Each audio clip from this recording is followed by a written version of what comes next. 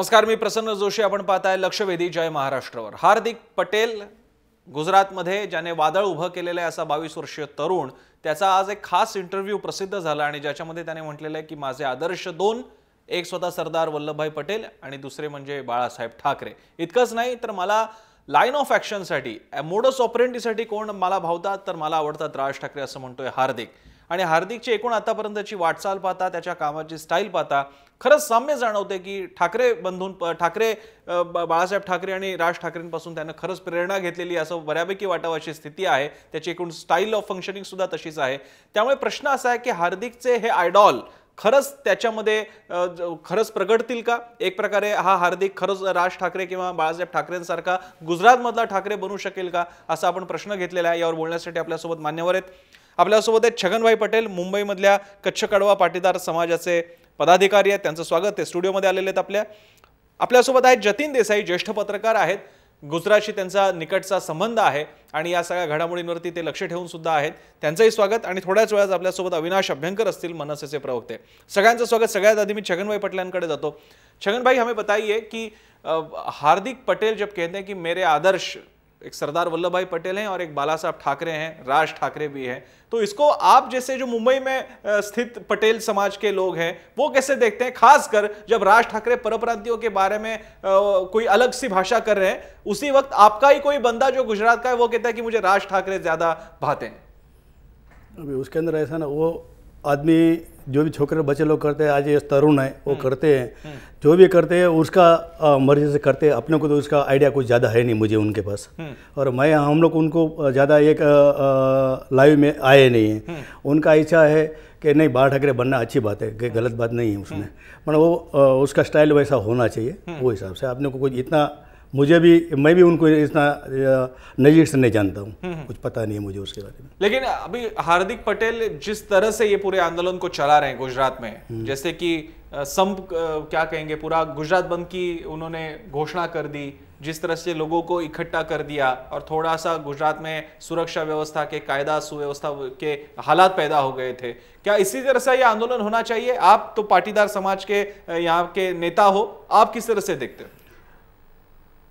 क्या ऐसा इस तरह से आंदोलन होना चाहिए? आंदोलन करना और अनामत के लिए करना वो बराबर है. जो इस तरह से अभी जो आंदोलन में जो भी धमाचकड़ी हुई, उनके हिसाब से हम तो बोले हमारा पाटीदार लोग ने किसी ने नहीं किया है. वो होएगा कोई भी सामाजिक तत्व जो विरोध पक्ष पर रहता है वही मेरे हिसाब से रहेगा. बाकी नहीं कि हमारा पाटीदार वाला कोई नहीं, कोई नहीं करने वाला. ऐसा दावा. ठीक आहे. आपल्यासोबत जतीन देसाई आहे. जतीन जी, गेल्या काही 2 महिन्यामध्येच हे हार्दिक पटेल नाव एवढं मोठं झालं की आता सगळ्या देशभरात त्याचा डंका आहे आणि नरेंद्र मोदींना सुद्धा ज्या विषयावरती बोलावं लागलं, एवढे त्यांनी न्यूसन्स व्हॅल्यू तर नक्की क्रिएट केलेली आहे. तुम्ही हार्दिक पटेल या फिनॉमिनाकडे कसं बघता? मला असं वाटतं की एकतर हार्दिक पटेलच्या संदर्भात विचार करण्यापूर्वी मुळातच गुजरातमध्ये पटेल समाजाची काय स्थिती आहे हे आपण लक्षात घेतलं पाहिजे. की मला असं वाटतं एकतर आपण पाहिलं पाहिजे की 1985 साली की गुजरातमध्ये माधवसिंग सोलंकीने प्रयत्न केला की पटेल समाजाला बाहेर ठेवण्यासाठी त्यांनी क्षत्रिय, हरिजन, आदिवासी आणि मुस्लिम, ज्याला खा म्हणतो, यांची युती केली. आणि पहिल्यांदा 1985 साली 182 पैकी 149 जागा काँग्रेसला म्हणजे माधवसिंग सोलंकीने आणून दिल्या. म्हणजे अशा स्वरूपाने एवढा मोठ्या प्रमाणात विजय त्यापूर्वी कधीही काँग्रेसचा झाला नव्हता. त्यानंतर जर आपण पाहिलं की 2001 साली जर आपण आलो की 2001 साली केशुभाई पटेलना सत्तेतनं बाहेर पडावं लागलं आणि नरेंद्र मोदी मुख्यमंत्री झाले. आणि 2001 पासून आतापर्यंत म्हणजे गेल्या वर्षापर्यंत नरेंद्र मोदी गुजरातचे मुख्यमंत्री होते आणि त्यानंतर आनंदीबेन पटेल मुख्यमंत्री झाल्या. आज आनंदीबेन पटेल या जरी मुख्यमंत्री असल्या तरी गुजरातमधला जो काही पटेल समाज आहे त्यांना असं वाटत नाही की कोणीतरी आपला मुख्यमंत्री आहे. खरं पाहायचं झालं तर गुजरातमध्ये एकूण जे काही मंत्रिमंडळ आहे त्यात 7 पटेल समाजातले मंत्री आहेत. एकूण जे काही आमदार आहेत त्यात जवळपास 40 पटेल समाजातले आमदार आहेत. परंतु पटेल समाजाला गेल्या अनेक वर्षापासून गुजरातमध्ये असं वाटतं की त्या सत्तेच्या वाटेपासून ते कुठेतरी वंचित राहिलेत, सत्तेपासून लांब राहिलेत. म्हणजे गुजरातचा एकूण आर्थिक विकास, मॉडेल ऑफ डेव्हलपमेंट आपण जे काही म्हणतो त्यात काही पटेल म्हणजे करसन पटेल, निर्वाचे करसन पटेल आहेत किंवा अशा रूपाने काही आपल्याला पटेल दिसतील, परंतु सामान्य जो पटेल आहे जो ग्रामीण भागात आहे त्याचा काही विकास झालेला नाही, तो अजूनही मागासलेला आहे.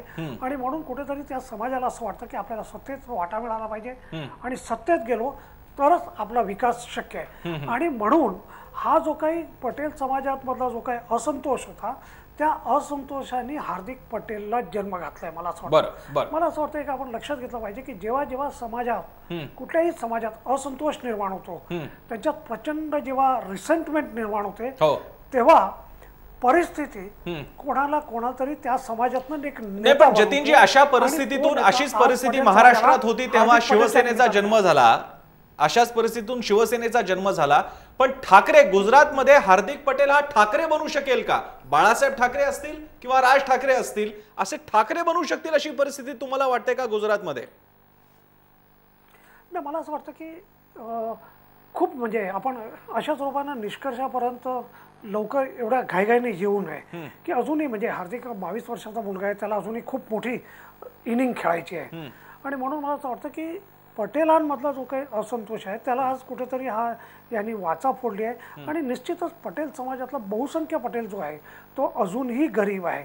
मला असं वाटतं की किमान म्हणजे राखीव जागेच्या निमित्तानं पटेल समाजामधला असंतोष आणि एकूण गुजरातमधला जो काही विकासाचं जे काही मॉडेल आपण जे काही मांडतो त्या स्वरूपानं गुजरातमध्ये विकास झालेला नाही, ही कटू वस्तुस्थिती जी आहे ती या आंदोलनानं पुढे आणली आहे. आणि कुठेतरी नरेंद्र मोदींना एक अडचण निर्माण झाली. आणि मला असं वाटतं की ज्या स्वरूपानं हार्दिक पटेल बाळ ठाकरेंचं नाव घेतो किंवा राज ठाकरेंचा, किंवा त्यांनी पहिल्या अहमदाबादच्या जाहीर सभेत त्यांनी नितीश कुमारांचा उल्लेख केलेला, कुठेतरी आपण हे देखील लक्षात घेतलं पाहिजे की हार्दिक पटेल आपल्याला इतर राज्यातनं कशा स्वरूपानं पाठिंबा मिळेल, इतर राज्यातल्या ज्या काही मध्यम जाती ज्या आहेत की ज्याला आपण लँड ओनिंग कम्युनिटी अशा स्वरूपानं म्हणतो की हरियाणामधला तो जाट समाज असेल किंवा बिहारमधला कुर्बी असेल किंवा उत्तर प्रदेश मधला यादव समाज असेल किंवा राजस्थानमधला गुर्जर समाज जो आहे त्या सगळ्यांना कुठेतरी एकत्र या निमित्तानं करून कुठेतरी एक लूज नेटवर्क मला असं वाटतं की कुठेतरी निर्माण होत चाललंय की संबंध देशभर या प्रश्नावर कशा स्वरूपानं जो काही जी काही मध्यम जात आहे त्या मध्यम जातीतले जे काही लोकांचे प्रश्न आहेत, सामान्य लोकांचे प्रश्न आहेत, त्यांना कुठेतरी यातनं वाचा मिळाली आहे. मी पुण्याला जातो, पुण्यालाहून आपल्यासोबत अविनाश अभ्यंकर आहेत, मनसेचे प्रवक्ते. अविनाशजी, आपलं स्वागत आहे चर्चेमध्ये. पहिल्यांदा आपली प्रतिक्रिया जाणून घ्यायला आवडेल की हार्दिक पटेल गुजरातमध्ये त्याचं मोठं आंदोलन सुरू आहे पटेल समाजाला आरक्षण मिळावं यासाठी ओबीसी कोटे अंतर्गत, आणि त्यांनी कौतुक केलेले राज ठाकरेंचं. त्याचं म्हणणं आहे की राज ठाकरेंची स्टाईल मला आवडते, त्यांची पॉवर मला आवडते. मनसे राज ठाकरे या विधानाकडे कसं पाहतायत, काही कळू शकले का प्रतिक्रिया? नाही, फक्त हार्दिकचा हा विषय नाही आहे नक्की, परंतु राज ठाकरे किंवा राजसाहेबांची जी पद्धत आहे काम करण्याची, त्याची जी सत्यता आहे, ते जे विचार मांडतात ते फक्त त्यांना एकट्याने तर संपूर्ण महाराष्ट्राला किंवा जगभरातल्या अनेक लोकांना ते आवडतात, त्यांना भावतात. त्याचं कारण असं आहे प्रसन्न की वयाच्या 38व्या वर्षी एखादा माणूस स्वतःचा पक्ष काढू शकतो. तुम्हाला ऐकायला येतंय का? येतंय. अभ्यंकरजी तुम्ही बोला, आम्ही ऐकतोय. हो, वयाच्या 38व्या वर्षी एखादा तरुण स्वतःचा पक्ष काढू शकतो. नुसता पक्ष काढत नाही तर एक विचार देतो त्या राज्याला, आणि त्या विचाराच्या मागे महाराष्ट्रातील 11 कोटी जनता धावते. अल्पावधीत त्याला प्रचंड यश असं मिळतं. अर्थात ही एक गोष्ट झाली, परंतु एक लक्षात ठेवा, एखाद्या नेत्यावरचा कार्यकर्त्यांचा किंवा जनतेचा विश्वास कसा असतो. मी तुम्हाला एक साधं वाक्य सांगतो की जेव्हा राजसाहेब भाषणाला उभे राहतात, एक उदाहरण म्हणून सांगतो की का त्यांच्यामध्ये एवढी क्रेज आहे, का आकर्षण आहे, ही सत्यता कुठे आहे, ही पारदर्शकता कुठे आहे, विचार रोखटोक कुठे आहेत. तर ते जेव्हा उभे राहतात आणि ते साधं वाक्य म्हणतात, जमलेल्या माझ्या तमाम मराठी बांधवांनो, भगिनींनो आणि मातांनो, या वाक्यात संपूर्ण संदेश आहे. कारण हे वाक्य बघितल्यानंतर समोर बसलेली ती लाखो करोडो माणसं, बघणारी लाखो करोडो माणसं, ह्यांच्या अंगावर एक रोमांच उभा राहतो की होय, हा माझ्या संकटात मागे उभा राहील, हा माझ्या सुखदुःखात माझ्या बरोबर असेल. माझ्यावर जर कोणी चाल करून आलं तर पहिला आक्रमकपणे उत्तर देणारे हे राजसाहेब ठाकरे हे स्वतः असतील. आणि इतक्या तरुण वयात प्रचंड अभ्यास लोकांपर्यंत ते ज्या प्रकारे गेल्या 9 वर्षामध्ये, ज्या प्रकारे हा पक्ष अतिशय छोट्या मोठ्या आमच्या एका कार्यकर्त्यांना घेऊन त्यांनी मोठा केला, एका झटक्यात, मी आता ते काही राजकारण आणत नाही, परंतु अनेक आमदार आणले, अनेक नगरसेवक आणले, महानगरपालिका घेतल्या, आणि खरोखर कोणालाही हेवा वाटावा, म्हणजे आम्ही सर्वजण आम्हाला भाग्यवान समजतो की आम्ही राजसाहेबांचे कार्यकर्ते आहोत, एका विचारांचे कार्यकर्ते आहोत की ज्यांच्यावरनं हा संपूर्ण महाराष्ट्र स्वतःचा जीव वळवून टाकायला तयार आहे 100%. म्हणजे कधी कधी आमच्यात तर चर्चा अशी होते की राजसाहेब जर आमच्याशी बोलले नाहीत तर आम्ही म्हणतो निदान त्यांनी आज आमच्यावर रागवावं तरी, कारण त्यांचा राग सुद्धा, कारण ही अभ्यंकरजी तुमचं राज ठाकरेंवरचं तुमचं प्रेम लक्षात आलं, पण गुजरातमध्ये हे हार्दिक पटेल जे काही राज ठाकरे बनू पाहतायत किंवा बाळासाहेब ठाकरे बनू पाहतायत हार्दिक पटेल, त्या हार्दिक पटेलांनी तुमच्या राज ठाकरेंचं कौतुक केलं, याबद्दल राज ठाकरेंना स्वतःला काय वाटतं ते काय कळू शकेल का? नाही, कसं आहे, मला वाटतं आपण राजसाहेबांना ओळखता, आज जवळपास 30 वर्ष राजकारणात आहेत, 30-35 वर्ष, आणि हार्दिकजींनी मला वाटतं आताच सगळ्याला सुरुवात केलेली आहे. आणि राजसाहेबांचं काही एकटा ह्यांनी पहिल्यांदा कौतुक केलेलं नाहीये, त्यांनी जे केलंय हार्दिकनी ते खरोखर म्हणजे चांगलंच आहे. आज 5-10 लाख लोक त्यांच्याबरोबर आले असतील, परंतु राजसाहेबांनी एका तपस्वी सारखी संपूर्ण स्वताची हा राजकीय आलेख उंचावलेला आहे. नाही अभ्यंकरजी, माझ्या बोलण्याचा अँगल लक्षात घ्या. राज ठाकरे आणि एकूणच ठाकरे कुटुंबीय, शिवसेना असेल किंवा आता मनसे असेल राज ठाकरेंची, दोन्ही ठाकरे कुटुंबियांनी, दोन्ही ठाकरेंनी आरक्षणाला विरोध केलेला आहे आणि म्हटलेलं आहे की एकतर आरक्षण ठेवू नका, आणि ठेवलं तर केवळ आर्थिक मुद्द्यांच्या आधारित गरिबांना आरक्षण द्या. आणि इथे एक व्यक्ती आहे हार्दिक पटेल की जी म्हणते की पटेलांचा ओबीसी मध्ये समावेश करा. दोन वेगळ्या भूमिका असणाऱ्या माणसांबद्दल हार्दिक पटेलला मात्र आपुलकी वाटते. या कॉन्ट्राडिक्शन कडे कसं पाहता? भूमिका हा वेगळा विषय आहे, समजून घ्या. त्याच्यावर विस्तृतपणे राजसाहेब ठाकरे मांडतीलच येणाऱ्या काळात. परंतु एक व्यक्ती म्हणून, एक विचार म्हणून आणि एक सच्चा नेता म्हणून आज महाराष्ट्र आणि देश त्यांच्याकडे ह्या प्रकारे बघतो की ते सर्वांनाच आपलेसे वाटतात. बर, मी पुन्हा एकदा स्टूडियो मध्ये येतो. आपल्यासोबत छगन भाई पटेल है. छगन जी, आपसे पूछना था कि क्या आप जो आप पटेल समाज के एक व्यक्ति हो, एक पूरे क्या कहेंगे, एक बड़े कुटुंब के एक सदस्य हो, आपको ऐसा कभी लगा है कि भाई ये जो आंदोलन चल रहा है, तो ठीक बात है कि आंदोलन तो चल रहा है, डिमांड है, मांग है तो सामने रखनी चाहिए, लेकिन उसके सारे सूत्र एकदम 22 साल के नौजवान के हाथों में होने के बजाय किसी थोड़े से कोई बड़े व्यक्ति के साथ, सम्माननीय कोई जिसे कहेंगे सीनियर सदस्य जो रहेंगे उनके हाथ में होना चाहिए था, ऐसा कभी लगता है?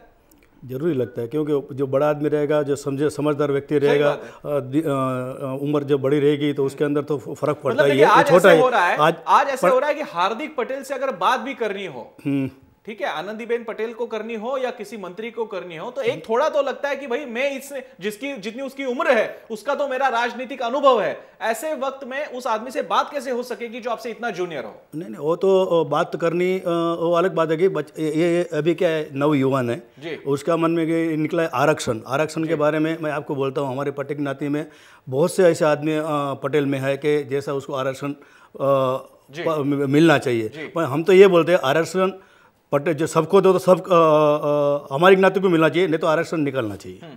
आरक्षण निकल जाएगा तो हमारे लिए और अपना इंडिया के लिए भी बहुत रियली बहुत हमारे लिए अच्छा है. वो तो और एक अलग डिस्कशन होगा कि आरक्षण होना चाहिए नहीं होना चाहिए. लेकिन फिलहाल मेरा जो आपसे पहले का भी सवाल था, क्या पटेल समाज का एक सदस्य होने के नाते आपको, छगन भाई पटेल को, ऐसा लगता है कि भाई मांग तो ठीक है लेकिन ये नौजवान है, 22 की उम्र है, अभी तक जिंदगी देखी नहीं है, दुनिया देखी नहीं है, कहां पे लेके जाएगा पूरे पटेल समाज को?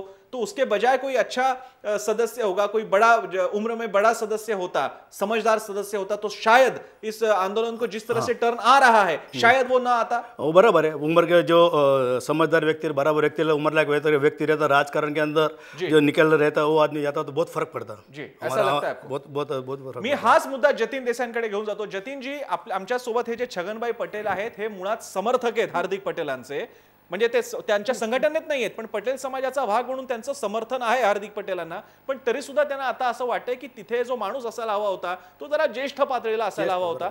या मुद्द्याला काही खास महत्व वाटतंय तुम्हाला आगामी हे आंदोलनाची एकूण दिशा पाहता? मला असं वाटतं की छगनभाईंनी जे काही म्हटलं की छगनभाई आंदोलनाचे समर्थक आहे, आणि आज जे गुजरातमधलं जे काही चित्र आहे किंवा जे काही पटेल गुजरातच्या बाहेर देखील आहे ते सगळे आंदोलनात समर्थक आहे. गुजरातचा विचार करायचं झालं तर गुजरातमधले बऱ्याच नगरसेवकांनी, वेगवेगळ्या महानगरपालिकेत त्या लोकांनी या मुद्द्यांवर राजीनामा देखील दिलेला आहे. मला असं वाटतं की एकतर एक आपण पाहिलं पाहिजे की हल्ली जो काय असंतोष आपल्याला जो काय दिसतो, म्हणजे पटेल समाजातला जो काही दिसतो तो प्रामुख्यानं तरुण वर्गाला त्यातला भोगावा लागतं. म्हणजे आपण गेले अनेक वर्ष जर पाहिलं, म्हणजे पॅरिस अपरायझिंग पासून जर आपण विचार केला तर गुजरातमध्ये 1974 साली जे काही आंदोलन झालं की तेव्हा गुजरातचे मुख्यमंत्री चिमनभाई पटेल होते. चिमनभाई पटेल यांच्या विरोधात आंदोलन झालं आणि ते आंदोलन कोणी केलं तर त्या आंदोलनाच्या नेतृत्वात तरुण मुलं होती, कॉलेजमधले शिकणारी मुलं होती.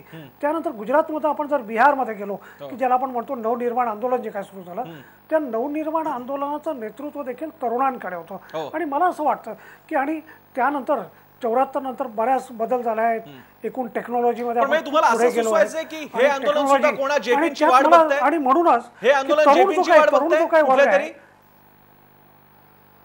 सॉरी नाही, तुम्हाला असं सुचवायचं आहे का की ज्याप्रमाणे नवनिर्माण आंदोलन सुरू केलं विद्यार्थ्यांनी, पण नंतर त्यांनी जेपीना आमंत्रण काय म्हणू त्यांना विनंती केली की तुम्ही याचं नेतृत्व स्वीकारा, तुम्हाला असं सुचवायचं आहे की या आंदोलनाला सुद्धा एका वेगळ्या अर्थानं वेगळ्या जेपींची गरज आहे आजच्या काळात?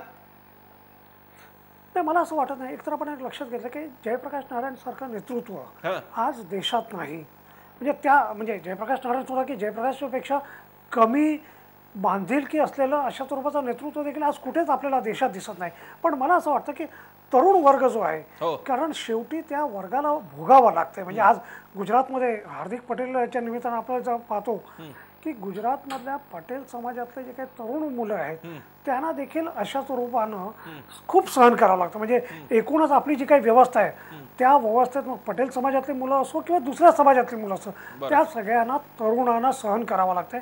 आणि हा असंतोष जो आहे तो तरुण वर्गातला असंतोष आहे. आणि म्हणून मला असं वाटतं की त्या ठिकाणी नेतृत्व तरुण असो किंवा वयस्कर असो तो मुद्दा नाही, त्या समाजातला असंतोषाला ती व्यक्ती जी आहे ती वाचा फोडते की नाही ते महत्वाचं आहे. आणि मला असं वाटतं की हार्दिक पटेलच्या निमित्तानं पटेल समाजातल्या तरुणांचे आणि एकूण तरुण वर्गातले जे काही प्रश्न आहेत ते लोकांच्या समोर आणि सरकारच्या समोर मांडले आहेत. आणि निश्चितच मला असं वाटतं की नरेंद्र मोदी सरकारसाठी, कारण मी नरेंद्र मोदी सरकारचा उल्लेख यासाठी करतो की आनंदीबेन जे आहे की आपल्या सगळ्यांना माहिती आहे की खऱ्या अर्थानं गुजरातमध्ये देखील जे काही सत्ता आहे ती नरेंद्र मोदीच चालवत आहेत, नरेंद्र मोदीच राबवतात.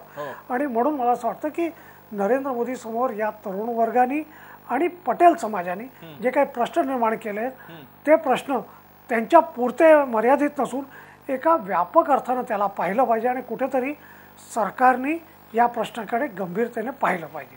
मी पुन्हा एकदा पुण्याला जाईन अविनाश अभ्यंकरांकडे. अविनाशजी, यामध्ये एक मुद्दा होता राज ठाकरेंचा किंवा बाळासाहेबांचा आदर्श स्वीकारला की आपोआपच पुढची आवृत्ती असते ती म्हणजे त्यांची कार्यशैली आत्मसात करणं. आणि त्याच्या बाबतीत सुद्धा हे हार्दिक पटेल म्हणतात की राज ठाकरेंची लाईन ऑफ ऍक्शन आवडते. आणि सध्या तरी ती लाईन ऑफ ऍक्शन म्हणजे मुद्द्यांचं सोपेकरण, म्हणजे ठाकरेंमधले नेतृत्व म्हणजे बाळासाहेब असतील, उद्धव ठाकरे किंवा राज ठाकरे, मुद्द्यांचं सोपेकरण करणं. म्हणजे पाकिस्तानाचा मुद्दा आहे ना अणुबॉम्ब टाका, संपवून टाका. आरक्षणाचा मुद्दा आहे ना आरक्षण संपवून टाका, सगळ्यांनाच आरक्षण द्या. या सोपेकरणाची भाषा लोकांना जमवण्यासाठी उपयोगी पडते पण लॉंग टर्म ध्येय देण्यासाठी उपयोगी पडत नाही. खळखट्याची भाषा एक कदाचित निवडणूक मारून नेऊ शकते, लॉंग टर्म उपयोगी पडत नाहीत. हार्दिक पटेल याच मार्गाने जाऊ शकतील. म्हणजे एकूण नेतृत्व म्हणजे आपल्याला महाराष्ट्रात आपण बघतोय की एक मर्यादा पडते नेतृत्वाला, आताच्या विधानसभेत लक्षात आलेलं आहे. तीच मर्यादा पुन्हा हार्दिक पटेलांना सुद्धा पडू शकेल जर का राज ठाकरेंचं किंवा ठाकरेंचं एकूणच जर का एक प्रभाव मानला तर. नाही, कसं आहे प्रसन्न, एक गोष्ट लक्षात घे की हा पक्ष फक्त 9 वर्षाचा आहे आणि नाडणाऱ्या प्रस्थापितांविरुद्ध अत्यंत आक्रमकपणे, सच्चेपणाने, खरेपणाने विस्थापितांच्या बाजूने टोकाची भूमिका का घ्यायला लागते आणि ती घेणारे हे नेते आहेत, लक्षात ठेवा सर्वजण. आणि म्हणून ही जी जनता आहे महाराष्ट्रातली ही कायम त्यांच्या मागे उभी राहिलेली आहे. आणि गर्दीचं राजकारण हा विषय ठाकरेंच्या बाबतीत बोलूच नये, कारण त्यांच्याकडे ती ऑटोमॅटिकच येते. जसं मी तुम्हाला सांगितलं ते एक आकर्षण आहे प्रचंड. ठाकरे आजपर्यंत त्यांनी जे विचार दिले, ज्या लढाया लढलेल्या आहेत, आदेश द्यायलाच लागतो ना, प्रश्नच येत नाही. आदेश हा द्यायलाच लागतो. आणि मला वाटतं आपण स्वतः प्रचंड म्हणजे तुमचा स्वतःचा अभ्यास आहे त्या ठाकरे कुटुंबाचा, त्यामुळे हे काही इथे मी जास्त विस्तृत बोलणार नाही. परंतु एक गोष्ट नक्की की एखादा विषय मांडल्यानंतर बघा, जय पराजय हा त्या राजकारणाचा, त्या निवडणुकीचा भाग झाला. परंतु पराभव होऊन सुद्धा जेव्हा करोडोच्या संख्येने लोक मागे उभी राहतात त्या नेत्याच्या सच्चाईची ती पावती असते, लक्षात ठेवा मित्र. बरं. आणि यश हे मिळत असतं, अपयश हे सुद्धा होत असतं, ठीक आहे, परंतु आपली भूमिका कधीही न बदलणारे, मग ते खळफटाक असो, हे तुम्हाला वाटतं हे खळफटाक का करायला लागतं, ते बोलायला सुद्धा एक अंगात ताकद लागते, ते करायला सुद्धा तुमच्याकडे लोक लागतात जीवावरून टाकणारी, आणि ती जर तुम्ही सच्चे असाल तर ती लोक तयार होतात, आणि ही या कुटुंबाची पुण्य आहे, लक्षात ठेवा. मी पुन्हा जतीन देसाईंकडे जातो. जतीनजी, खळफटाकचं मी अभ्यंकरांना प्रश्न यासाठी विचारला कारण जर का हार्दिक पटेल म्हणत असेल की राज ठाकरेंची लाईन ऑफ ऍक्शन आवडते, ते त्यांच्या भाषणात सुद्धा म्हणतात की चला आपण रेल्वे थांबवून दाखवूयात, माझ्यासोबत येणार का? मग एकूण लाईन तीच आहे खळफटाकची, फक्त गुजराती मॉडेल असणार आहे त्याचं. पण हे खळफटाकची भाषा किंवा गुजरातमधला ठाकरे होण्याचा प्रयत्न तुम्हाला वाटतो यशस्वी होऊ शकेल? हार्दिकमध्ये ते इलेमेंट्स असतील यशस्वी होण्याचे, आणि मुळात तो यशस्वी असणं हे मुळात काही मॉडेल आहे का खरोखर? मला असं वाटतं की अशा स्वरूपानं तो उद्या यशस्वी होणार की नाही होणार हे आपण या क्षणी आपल्याला ठरवता येत नाही, कारण आपण हे लक्षात घेतलं पाहिजे की तो अजूनही म्हणजे खूप 22 वर्षाचा तरुण आहे आणि त्याने खूप अजून बऱ्याच त्याला दिवाळी पाहायची आहे. अशा याच्यात मला असं वाटतं की एकतर आपण लक्षात घेतलं पाहिजे की लोकांना, सामान्य लोकांना जे काही आवडतं की राज ठाकरेंबद्दल बोलायचं झालं किंवा त्यापूर्वी बाळा ठाकरेंबद्दल आपण जे काय म्हणतो की वन लाईनर जे काय आपण म्हणतो की लोकांना आता इन्स्टंट काळ जमाना आलेला आहे, प्रत्येक वस्तू लोकांना इन्स्टंट पाहिजे, आणि म्हणून वन लाईनर आपण ज्याला म्हणतो, वन लाईनर जे कॅची असते, लोकांना एकदम त्याचं आकर्षण असतं, आणि त्याच स्वरूपानं हार्दिक जो आहे, हार्दिक त्या वन लाईनरप्रमाणे कुठेतरी लोकांना अपील करण्याचा प्रयत्न करतोय. मला असं वाटतं की वन लाईनर जे आहे की आज शॉर्ट टर्ममध्ये वन लाईनरचा फायदा होत असतो, परंतु कुठेतरी पुढे की हार्दिकला पुढे जर पटेल समाजाला मोठ्या प्रमाणानं सोबत घेऊन जर पुढे जायचं असेल, आणि मात्र पटेल समाजच नाही एकूण सगळ्यांना जर पुढे घेऊन जायचं असेल तर वन लाईनरच्या पुढे गेलं पाहिजे. आणि म्हणून की शॉर्ट टर्म राजकारण जे आहे की वन लाईनर लोकांना तुम्ही तात्पुरतं आरक्षणाच्या प्रश्नावर बोला, परंतु त्यातनं फारसा काही फायदा होत नाही लॉंग टर्ममध्ये, आणि म्हणून कुठेतरी हार्दिकला त्याच्या पलीकडे जावं लागेल, त्याच्या बाहेर जावं लागेल. आज निश्चितच म्हणजे त्यांनी आपल्या वन लाईनर किंवा अशा स्वरूपानं बाळ ठाकरे किंवा राज ठाकरेंचा आदर्श डोळ्यासमोर ठेवून शॉर्ट टर्म गेन करण्याचा त्याचा जो काही प्रयत्न आहे त्याला यश मिळत आहे, परंतु लॉंग टर्मची जी काही राजनीती आहे लॉंग टर्मच्या राजनीतीसाठी त्याला त्याच्या पलीकडे जावं लागणार आहे. मी पुनः स्टूडियो में तो छगन भाई जी हमें बताइए, जिनका आदर्श हार्दिक पटेल रखते हैं, वो बाला साहब ठाकरे हो या राज ठाकरे हो, इन दोनों ने अपनी जिंदगी में खुद की पॉलिटिकल पार्टी शुरू की और एक हद तक आगे भी लेके गए. राज ठाकरे की पॉलिटिकल पार्टी है, बाला साहब ठाकरे की तो अभी पार्टी पूरी सत्ता में भी सहभागी है. तो क्या इसका मतलब हम ये माने, जब हार्दिक पटेल कहते हैं कि मैं राज ठाकरे और बाला साहब ठाकरे को आदर्श मानता हूं, क्या इसका मतलब हम ये निकाले कि आगे जाके शायद क्या कहेंगे एक पार्टी बनेगी, जैसे जैसे महाराष्ट्र में राष्ट्रवादी को मराठों की पार्टी कहा जाता है, क्या शायद गुजरात में एक ऐसी पार्टी निकलेगी हार्दिक पटेल की कि जो पटेलों की पार्टी जानी जाएगी? नहीं, ये बात ऐसा है ना, हार्दिक पटेल क्या होनी, मुझे पहले बताइए, क्या आपको लगता है गुजरात में एक ऐसी पार्टी होनी चाहिए, पटेलों की पार्टी? नहीं, बिल्कुल नहीं होगी, और मेरे हिसाब से नहीं होनी चाहिए, ऐसी गलत बात है ये. मैं एक बोलता हूँ, हार्दिक पटेल जो बोलता है युवा को आगे बढ़ाना है, क्यों ये आरक्षण पद्धति इसके लिए मैं बोलता हूँ. नहीं, देखिए आरक्षण ये सब लाने के लिए सत्ता की जरूरत है. आपके सारे जो भी निर्णय हो, महत्वाकांक्षा हो, लाने के लिए सत्ता की जरूरत है. सत्ता ये माध्यम है पॉलिटिक्स का, पॉलिटिक्स माध्यम है सत्ता का, तो उसके लिए सत्ता चाहिए. अब भाजपा में तो अगर पटेल खुद छोड़ रहे हैं, भाजपा के जो ऑफिस बेरर्स पटेल हैं वो खुद छोड़ रहे हैं और हार्दिक पटेल को ज्वाइन कर रहे हैं, तो क्यों ना आगे जाके आप पटेलों की पार्टी निकले? आप वैसे भी 20% हो वहां पे, गुजरात में आप 20% हो. आप नहीं ऐसे कुछ नहीं है. पटेल हार्दिक पटेल की सोच पूरा अलग है, और खाली आरक्षण पद्धति के लिए ये नहीं कि उसके अंदर राजकारण के लिए उसको आने के लिए. जी वो पद्धति खाली उसका एक युवा लोग को आगे बढ़ाने के लिए. बाला साहब ठाकरे यही भाषा करते थे कि भाई हमें राजकारण तो गजकरण है, वहां पे तो आना नहीं है, लेकिन बाद में उन्होंने पार्टी खोली, आ गए. अभी वो पूरा बाकी का इतिहास है, तो हर कोई पहला ऐसा ही बोलता है. बराबर है, वो तो अभी उनकी सोच है जी, क्यों युवा है जी, क्या करना चाहता है उनकी सोच है, अभी वो कर पावे तो वेल. लेकिन आपको लगता है कि भाई पटेलों की आवाज सुनने के लिए पटेलों का एक पॉलिटिकल संगठन होना चाहिए, पॉलिटिकल पार्टी होनी चाहिए. पॉलिटिकल पार्टी खाली पटेल का तो पूरा इंडिया लेवल में हो नहीं पाएगा. अच्छा, होने के लिए जो होएगा तो बहुत बढ़िया है मेरे हिसाब से. ये जो कर रहा है हार्दिक पटेल, वो युवाओं के इतने काफी है, युवाओं के लिए जगाने के लिए. हमारा गुजरात के अंदर क्या है, आप कच्छ में नहीं आए, कच्छ में आए होंगे तो आपको मालूम पड़ेगा कि वो हमारे कच्छ के अंदर इतनी गरीबी है. बात में हाँ डेवलप हुआ है, नो डाउट, कच्छ के अंदर डेवलप अच्छा हुआ है, पर नहीं हुआ ऐसा भी नहीं है. मगर वो गरीबों के लिए जो आरक्षण पटेल लोग के लिए जो माझ्याकडे शेवटची 2 मिनिटात मी एक प्रतिक्रिया देसाई आणि एक प्रतिक्रिया अभ्यंकरांकडून घेणाऱ्या. देसाईजी थोडक्यात कृपया फक्त द्या माहिती.